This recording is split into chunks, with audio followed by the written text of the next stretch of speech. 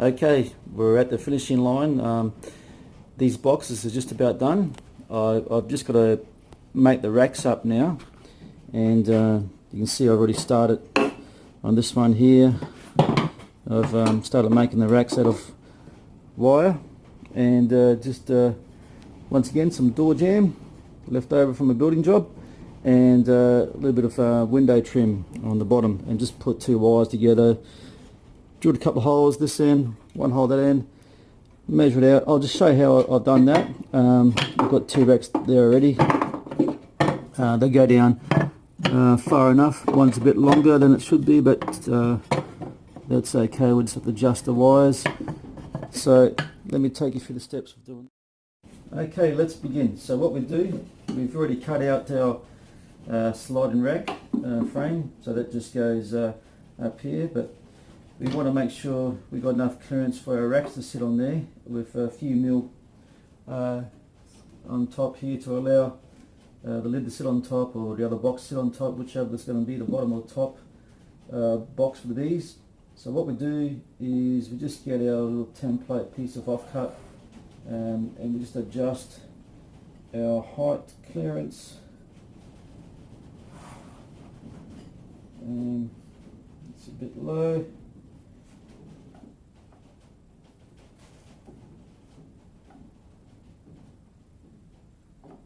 Okay, that should work okay, and then we can mark it with a pencil, put a clamp on it to stabilise it, just off centre, because we want to drill in the middle.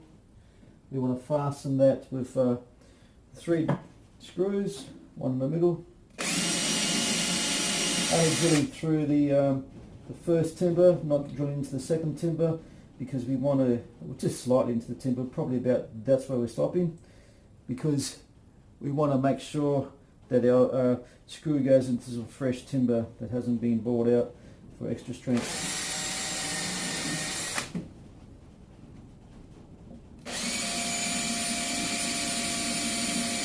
Okay, it's done. Get the ratchet.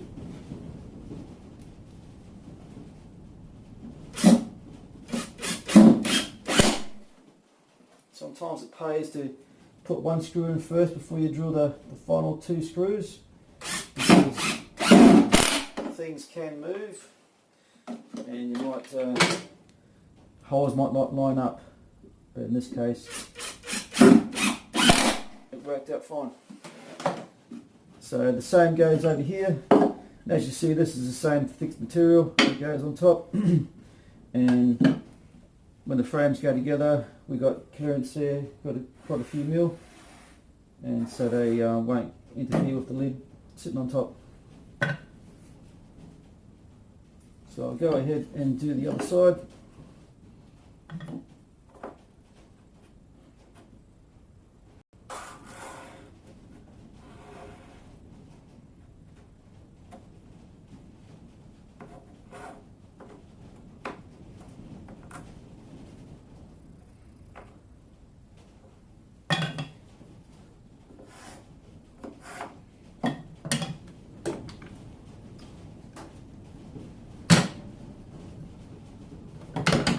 In this case here, we've got no room to put our clamp, so I was going to put one screw in, and that's just putting pressure on there all the time to keep it from sliding. And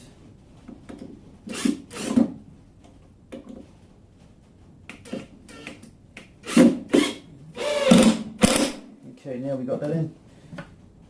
Yeah, that hasn't seemed to move, and just hold this one in place while we screw.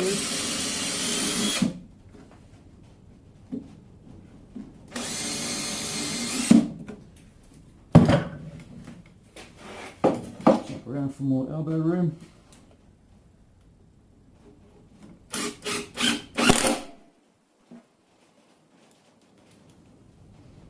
Like I say, if you haven't got a ratchet gun, you can use a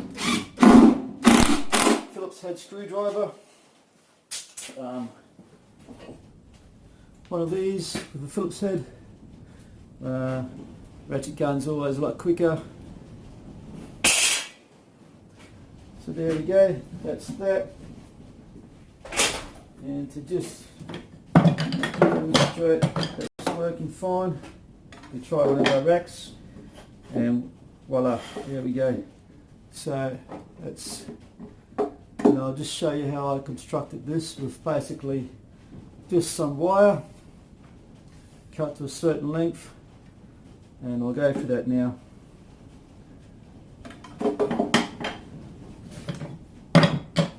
So what we've done, we've just basically cut our lengths out to fit in the box with enough clearance on either side. As you see, we can get something there. If they get chock a block full of honey, you can use your tools. In this case here, I'll do a lot of painting, so I've got a scraper I can use to help lift them up, but they're special tools that beekeepers use. So what we do, you've got your square. All I did with the first box was just line up anywhere, just so as long as you're not drilling into the area where it sits in the timber, because you want to obviously have something swinging with the clearance. So just come out so far from there, draw a straight line, just so that all your timbers are going to run smoothly.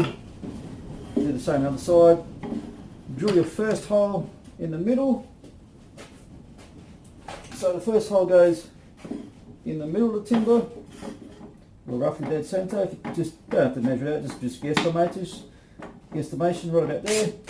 And your second hole goes just to one side of that hole, like I've done there already. So you've got your two holes. Next you need the wire. So we've got a roll of wire here that's left over from some concreting projects I was doing. So, and what we do, very simply, we want to go up in the middle hole first, like so. Just bend it over and make a loop and push in the second hole we've drilled, just like that. And then I just use to make it go smooth, I just use a pair of pliers, crimp it in a little bit so the hoop is not so wide, and then just tap it with the back of your pliers, turn it over, voila. So you got that's come through nicely, and just twist it around just to get it out of the way.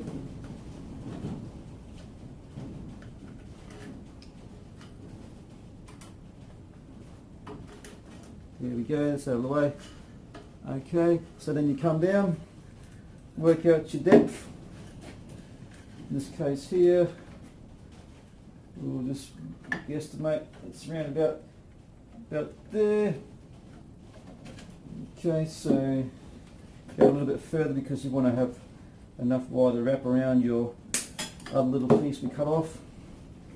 So there, that's one section, one side. So that, you can imagine that sits in there. Okay, so we get the other wire. Okay, we'll just copy our mate. And he's about there.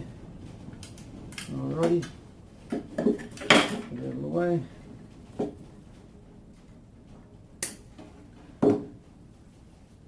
So once again, go through the middle hole, up through the middle, because that's how it hangs. You want the wires to hang in the middle, not the one on the outside. So you want to keep the racks centered. And you come up, same again, quite simple. And you just need to crimp that hoop together so it slides in easier. Straighten it up a bit, push it over the hole. Okay, you can pull it through, gets a bit stuck, it's starting to show through there, but then if you just tap it, it does go in, just like a nail into timber. So just crimp it around.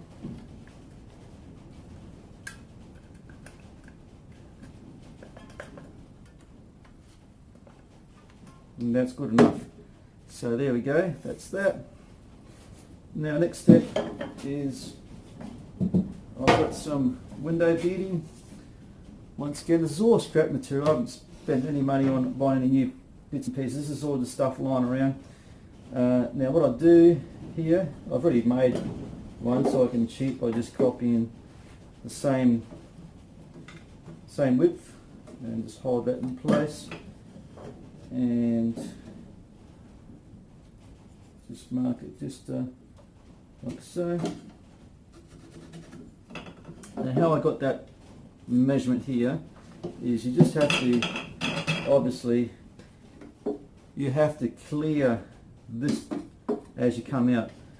So this sits on top, and when you pull it out, this has to be obviously shorter. Okay, so that's the idea. Just measure it out, and so you got enough clearance. So then we find our, there we go, quickly cut that, just using a handsaw.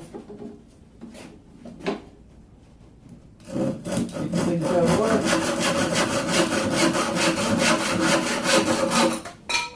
Okay. Bits like this, sharp edges, sometimes I just use the concrete floor. So for instance, I'll just go over there, squash it, but you can use the concrete floor as sandpaper like I showed you before. There we go, so you got no sharp edges for splinters. Now, so that's done. And what we need to do is drill the holes. So I've got just using another section, looking down, so we've got the clearance, both sides, yes, yes. And the hole is about there, so just go for dead centre. Dead centre. Take it away so we can put it all the way through. And there we go. Alright, so wrong frame, this one here. All you got to do is just poke it in.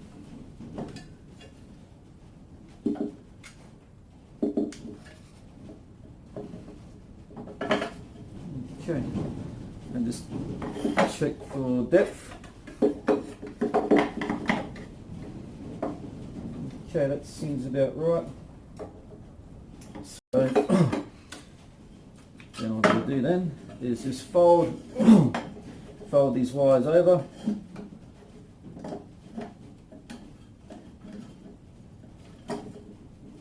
Same thing here.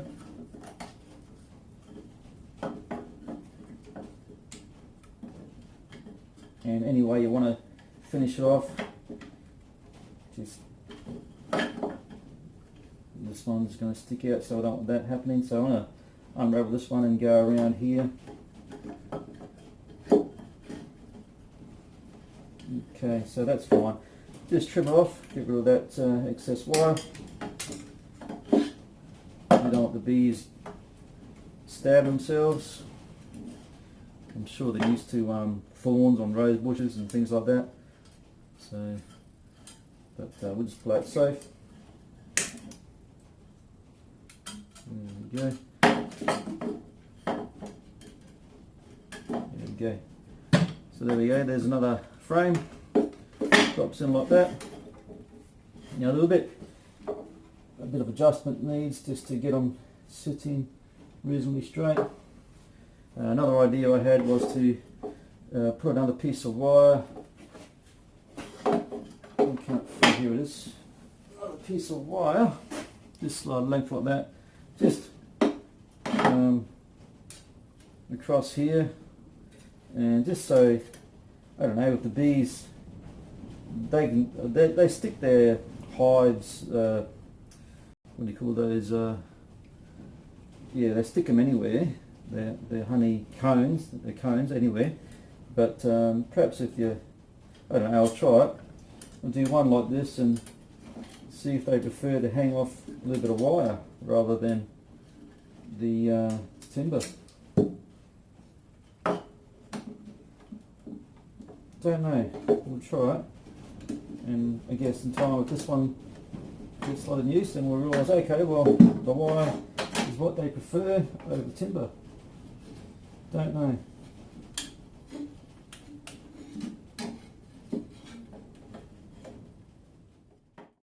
Okay, check this out. So bee box has got all the frames in there now. I'll just show you. It's all framed up. So that's all they are. They're just straightforward. I don't think the bees are going to be fussy. If there's a nice dark box and it's warm, they'll, this is quite cold out here right now, they'll probably use it. Now, the lid goes on perfectly. That's the underside of the lid. We've got our edges here, and at the front, look at that, it just slides on, don't have an edge there. So we just flip them over, and voila, sits so snug. So, and I'll just show you how that looks at the front.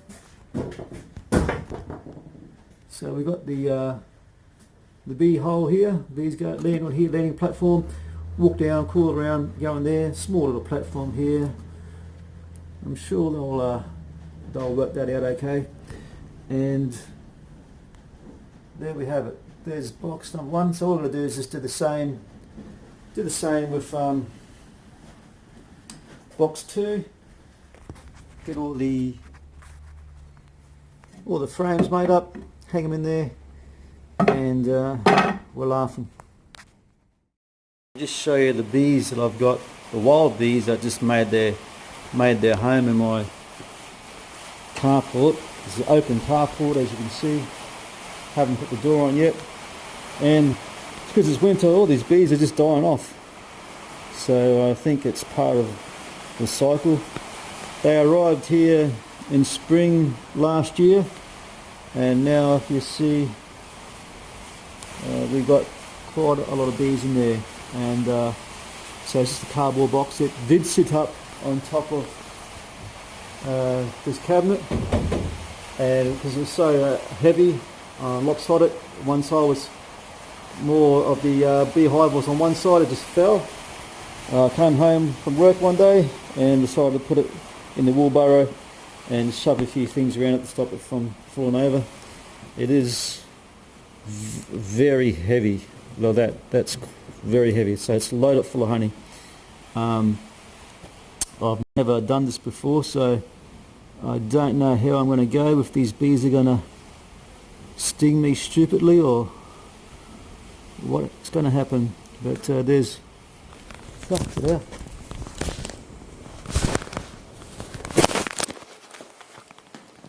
Okay, one bee just went up my shirt and he's out now, so it didn't sting me, so that's all good. But I'll have to put some overalls on, and yeah, definitely not wear like a wide thing like this, is a wide sleeve. I'll have to get rubber bands and wrap myself up and become like a professional beekeeper to get these bees out of there and extract all the honey. So that's another, I'll show you that later, we'll have a crack at that. Okay, so that's number 2 bee box. I did run out of door jam, so I ended up making 1, 2, 3, 4, 5, 6 racks in this one. So I could put a couple more in there later. And I just used a bit more other stuff lying around, more door jam. Whatever you got will do basically, and there's all your frames. So they're sitting nicely. Now another trick I've learnt, if you catch the queen out of a hive and you want to separate the queen so she doesn't contaminate by laying larvae in the in the honey. So what you do is you can keep your queen, say for instance in this bottom box, and put some fly wire. There's screens you can buy, but this is just leftover fly wire, and I'll just cut it to fit the shape, and that will stop the queen from climbing up into the other box. And laying her larvae there. So that means when you extract your honey from the top box, you know you don't have to worry about any baby bees, basically. So here's what it looks like. So we put that there, and turn this around.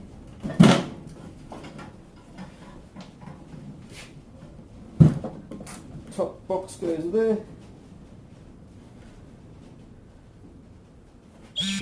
Other way around. That goes in the bottom. So that's the bottom one. And that's the bottom one. And this is the top box. The bottom one's got feet. So there we go. That is the beehive. And then our lid goes on.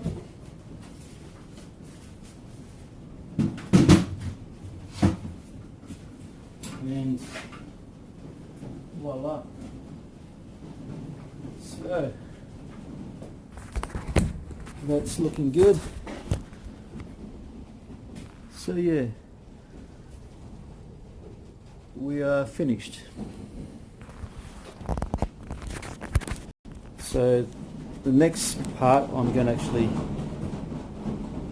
get the bees and put them in this box, and just hope that I don't get stung too often.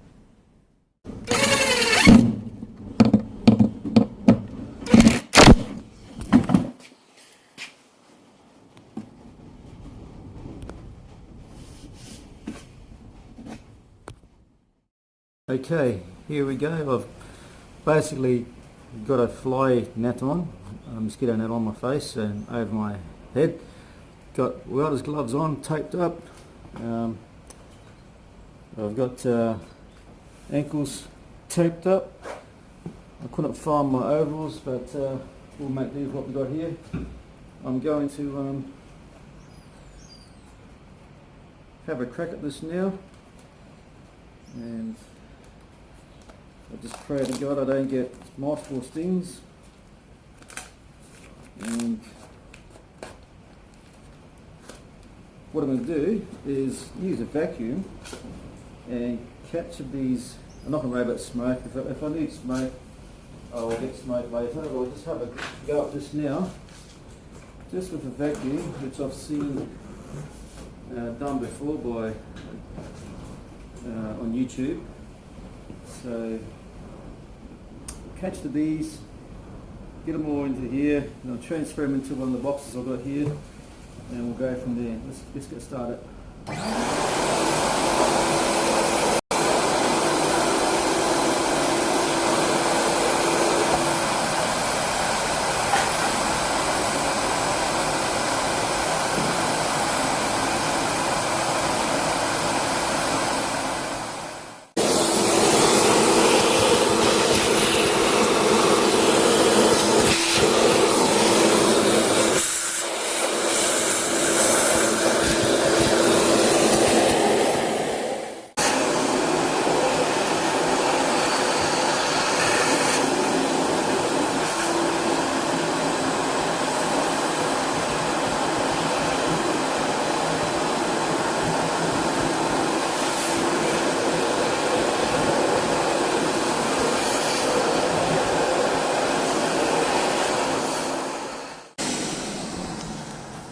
You can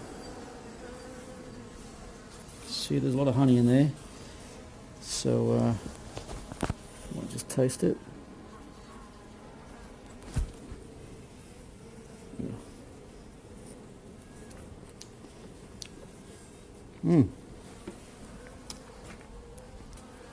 My God, that's really good.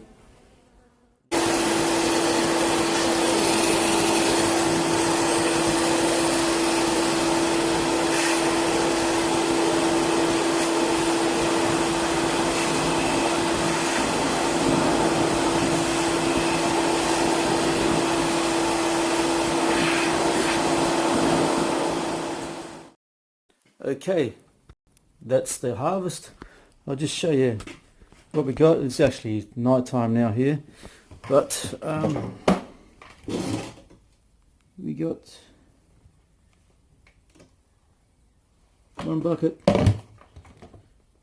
2 buckets, still a few bees buzzing around in there, and 2.5 buckets basically. That one's got a lot of honey in it.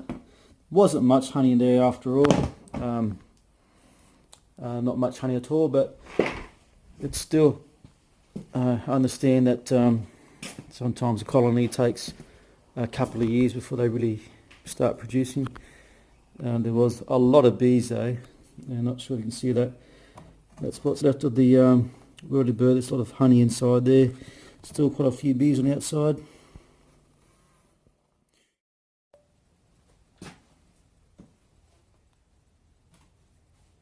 Okay, so what I'm doing is using cable ties to put these back in. Because these are, you can see larvae in there and what have you, so there's not much honey in there. They feel quite light. So you put those back in the box, well, for the first time in the box, and we're gonna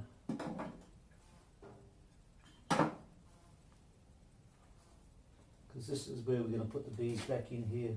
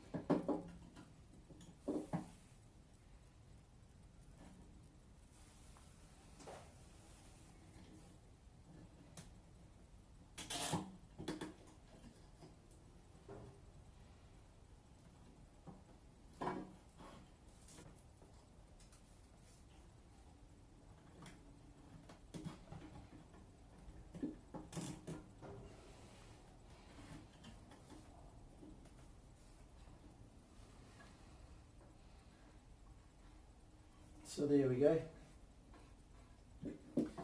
This is going to be the bees' new home. So we're just trying to make it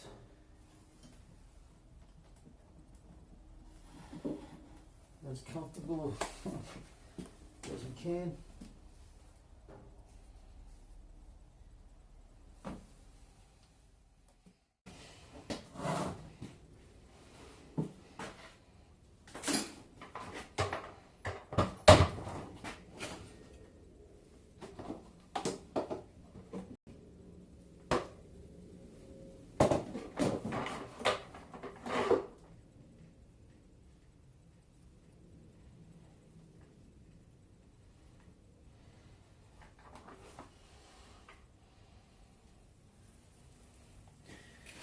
Okay, they're alive, so I'm going to tip them in.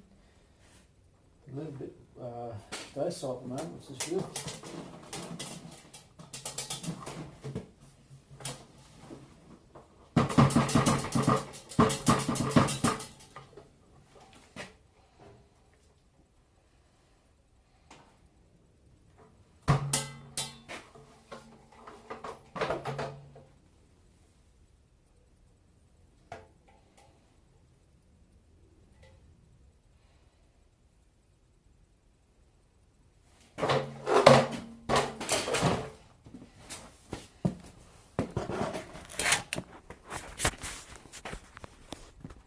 Okay, so they're actually very wet with honey. I think I sucked up a lot of honey.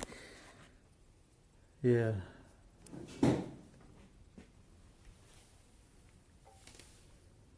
See there.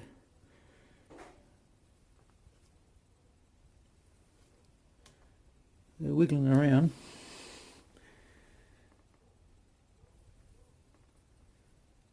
So let's see what happens. We'll check again tomorrow. Hopefully we got the queen. That's a bonus if we do. then they'll stick around. So, well, there we have it. We've got the bees in the box, so we'll check it tomorrow and see when it warms up, because quite often at night time they do go docile. I often walk up to them at night and put my hand there, and then they don't even react hardly at all. So I guess they're a bit shell shocked after what just happened to them, being sucked up in a vacuum, and I will take it there from. We'll wait and see what happens tomorrow.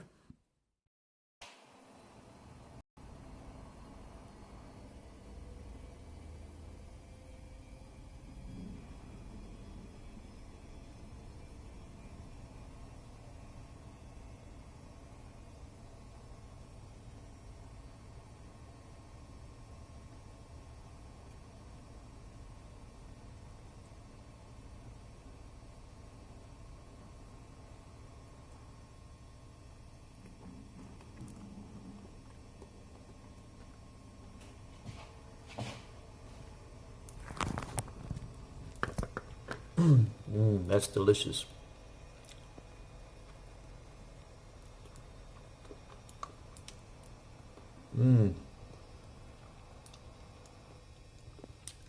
So sweet. Okay, just opened the lid the next morning, and we got a few bees in there, so I'm going to take those down and put them in the beehive. But yeah, there's our bucket of honey. It's only roughly just under half of a 20-litre bucket, so it's not bad for our first batch of honey. So I'm going to jar this up and I'll show you how. Okay, so what I'm going to do is, by using a potato masher, I'm going to mash the honeycomb up in a pot like this, and then transfer it over to this larger sieve, and then transfer it to this finer sieve. And I've got an old just ran out of honey from a honey pot that I bought some time ago from Kangaroo Island. So I'm going to transfer it into this pot, and that's what we're going to do. So let's start mashing it up.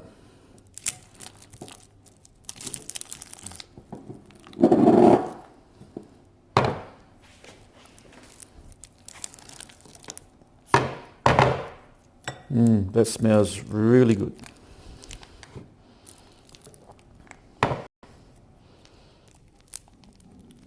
Okay.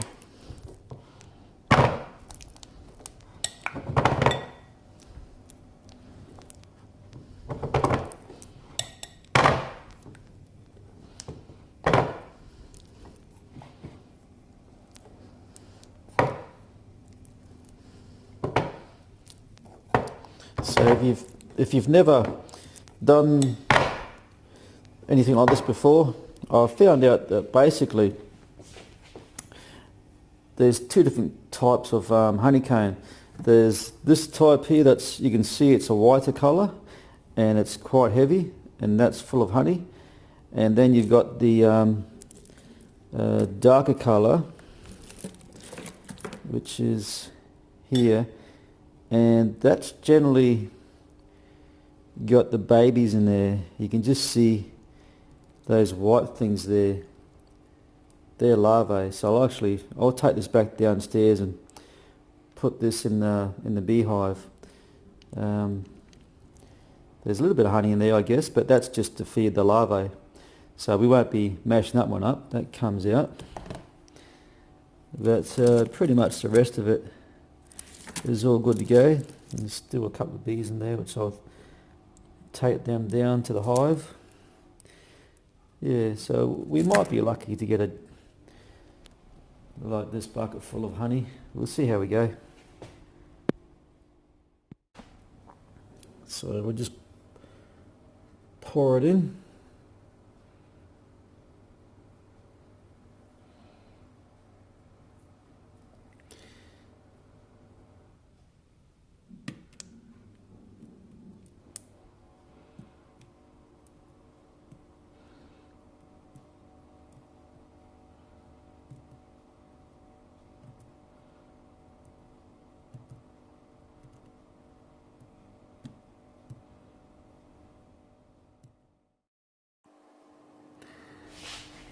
And the honey's starting to drain into the bottom already. Somehow I think we're going to need a bigger container. So, okay, it's working anyway.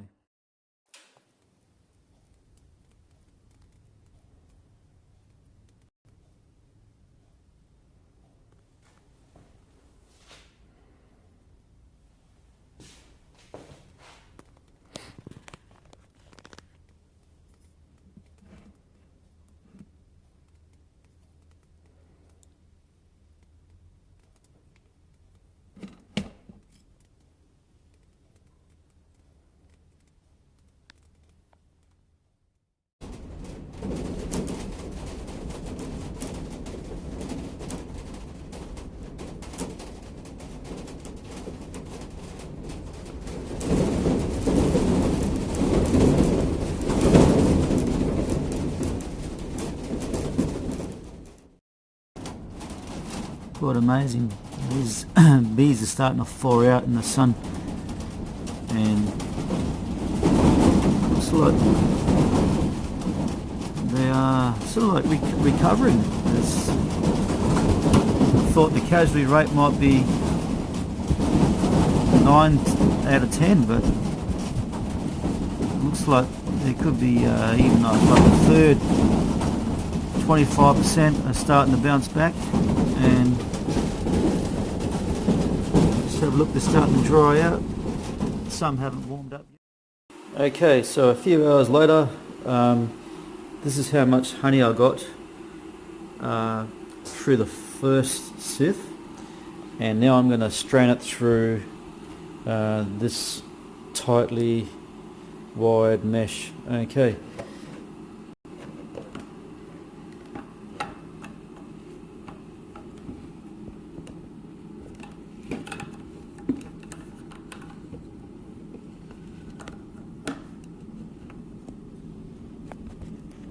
Okay.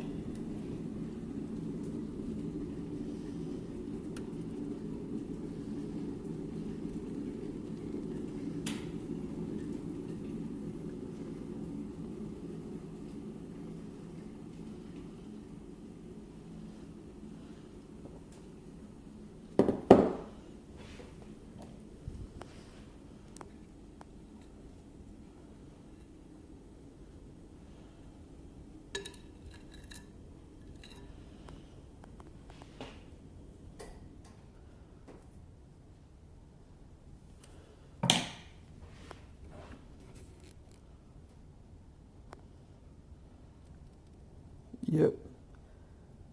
So that there, to me, is good enough to eat.